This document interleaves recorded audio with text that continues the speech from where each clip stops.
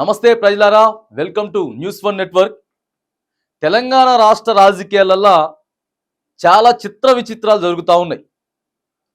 కొత్తగా ప్రభుత్వం ఏర్పడింది, కాంగ్రెస్ ప్రభుత్వం అధికారంలోకి వచ్చింది. 4 నెలలు గడుస్తూ ఉంది.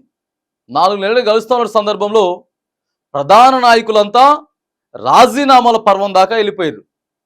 మరి ఎందుకు రాజీనామాల గురించి వస్తూ ఉంది? ఓ పక్కనేమో ప్రభుత్వం పడిపోద్దాం అని చెప్పేసి రోజు ప్రతిపక్ష నాయకులు, సాక్షాత్తు ఢిల్లీ పెద్దలు కూడా తెలంగాణ రాష్ట్రంలో కాంగ్రెస్ ప్రభుత్వం పడిపోతుంది అని మాట్లాడేది ఒక ఎత్తు అయితే, ఇప్పుడు తెర మీదకి మరొక కొత్త గమ్మత్ అంటే మామూలుగా కాదు. తెలంగాణ రాష్ట్ర ప్రజలంతా కూడా మరి ఎవరు రాజీనామా చేస్తారు?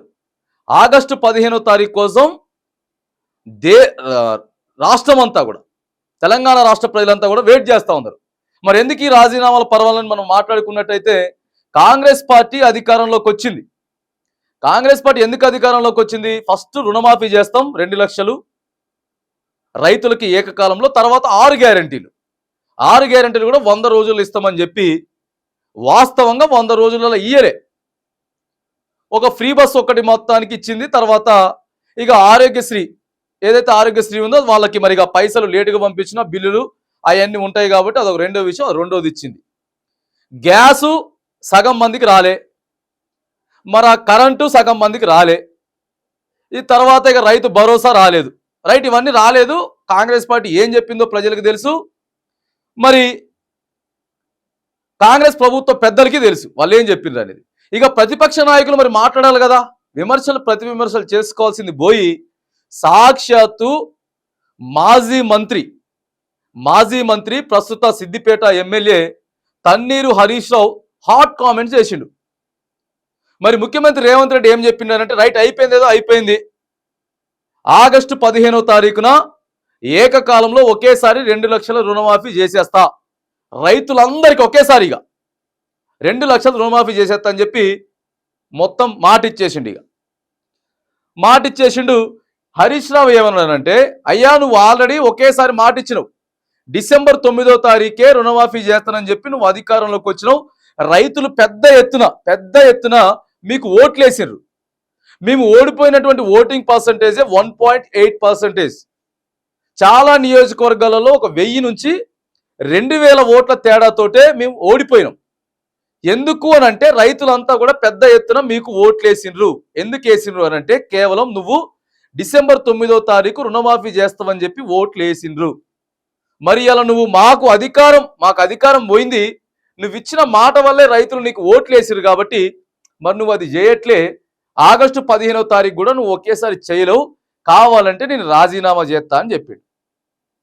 రైట్, జేబులో పెట్టుకొని రెడీగా ఉండు, రాజీనామా పత్రం మరి నేను చేసేస్తున్నా ఒకేసారి అని చెప్తే, దానికి మరి హరీష్ రావు గారు ఏం చేసినారంటే, నిన్నటి రోజున అమరవీరుల స్తూపం దగ్గరికి వెళ్ళిండు. అమరవీరుల స్తూపం దగ్గరికి ఆయన రాజీనామా పత్రాన్ని మొత్తం కూడా పట్టుకొని పోయిండు. ఇట్లా రాజీనామా పత్రాన్ని పట్టుకొని వాళ్ళ బీఆర్ఎస్ ఉన్నటువంటి ఎమ్మెల్యేలందరినీ కూడా అమరవీరుల స్తూపం దగ్గరికి పోయి, ఇగో నా రాజీనామా పత్రం అని చెప్పి మొత్తం తెలంగాణ రాష్ట్ర ప్రజలకు తెలిసేటట్టు, మరిగా ప్రెస్ మీడియా మిత్రులందరూ కూడా తెలిసేటట్టు రాజీనామా పత్రాన్ని ఆడబెట్టిండు. మరి ఈ రాజీనామా పత్రంపై అసలు వాస్తవాలు ఏంటిది? హరీష్ రావు రాజీనామా పత్రంపై ఇప్పుడంతా రాష్ట్రం అంతటా కూడా సర్వత్రా ఇదే చర్చ జరుగుతోంది. ఆయనేమో స్పీకర్ ఫార్మెట్లో తయారు చేయలేదు.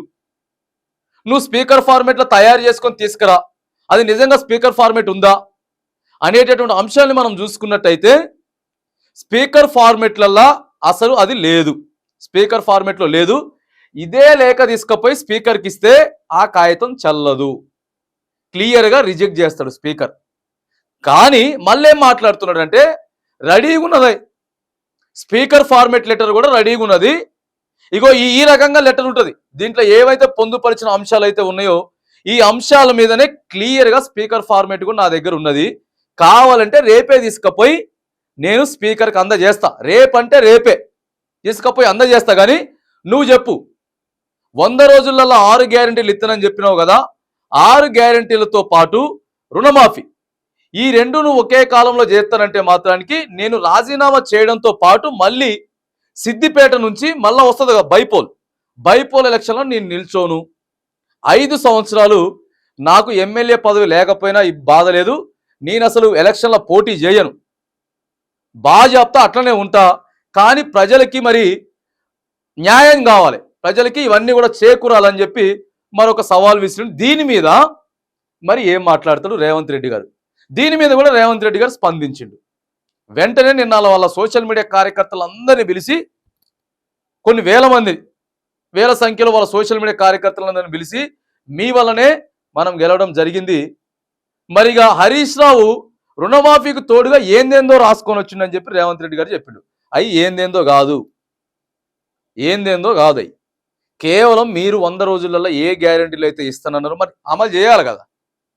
నువ్వు 100 రోజుల్లో కాలేదని చెప్పితే మరి గై చేయి. ఇప్పుడు ఆయన చెప్పినటువంటి అది చేయడానికి ఏమవుతుంది, మరి రేవంత్ రెడ్డి గారికి ఏమవుతుంది, అవి కూడా చేయాలి. ఆయన 1,00,000 మెజారిటీ ఎప్పుడైనా సరే సిద్దిపేటలో హరీష్ రావు 1,00,000 మెజారిటీకి పైగానే గెలుస్తాడు. మరి ఆయన ఎమ్మెల్యే పదవికి రాజీనామా చేస్తాడు అంతటి పదవికి అని అనుకుంటే మరి ప్రజలకి సంక్షేమం అందాలి కాబట్టి మరి నువ్వు 100 గ్యారెంటీలు నువ్వు చేస్తానని చెప్పిన మాటే కాబట్టి మరి చేస్తా అని అంటున్నాడు. చేస్తే మాత్రానికి ఖచ్చితంగా స్పీకర్ ఫార్మేట్ తోటే మీరు ఇప్పుడంటే ఇప్పుడు చెప్పండిగా ఆగస్టు 15వ తారీఖు వరకు 6 గ్యారెంటీలతో పాటు పూర్తిగా రుణమాఫీ చేస్తారా, మరి మీరు మాట మీద నిలబడరా అనేటటువంటి అంశం మీద అయితే మరి హరీష్ రావు లేవనెత్తిండు. మరి స్పీకర్ ఫార్మేట్ మీద ఈ సవాల్కి మరి ప్రతి సవాల్ మరి రేవంత్ రెడ్డి గారు మాట్లాడతాడా, లేకపోతే గ్యారెంటీలు అయితే మా వల్ల కాదు కానీ మరి రుణమాఫీ చేస్తామంటాడా. మరి మీకు చిత్తశుద్ధి నిజంగా మీరు మాట మీద నిలబడేటోళ్ళు అయితే 6 గ్యారెంటీలకు కూడా ఒప్పుకొని రుణమాఫీకి ఒప్పుకొని ఆగస్టు 15వ తారీఖు వరకు ఫుల్ ఫ్లెడ్జ్డ్గా కంప్లీట్ చేస్తే హరీష్ రావు మాత్రానికి ఖచ్చితంగా తప్పుకునేటటువంటి అవకాశం ఉన్నది. తప్పుకుంటాడు ఇక అంతే, ఎందుకనంటే ప్రజల ముందుకు వచ్చేసిన తప్పుకోవాల్సిందే.